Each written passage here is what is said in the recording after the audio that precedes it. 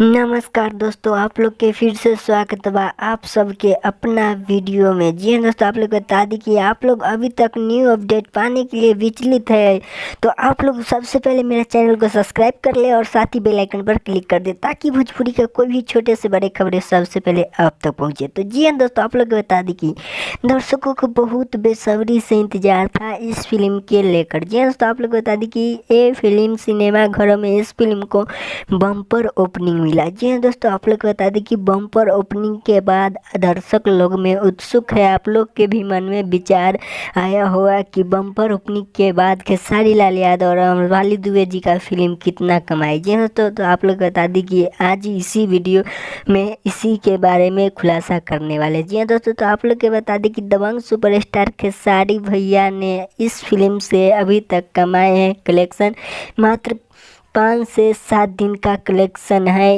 1 करोड़ 20 लाख। जी हाँ दोस्तों, 1 करोड़ 20 लाख अनुमानित रिपोर्ट लगाया गया है खेसारी लाल यादव जी का फिल्म के बम्पर ओपनिंग के लेकर। तो आप लोग को कैसा लगा इस वीडियो कमेंट बॉक्स में बताया। और आज के लिए इतना ही, फिर से मिलते हैं नेक्स्ट वीडियो में। तब तक के लिए जय हिंद, जय भोजपुरी।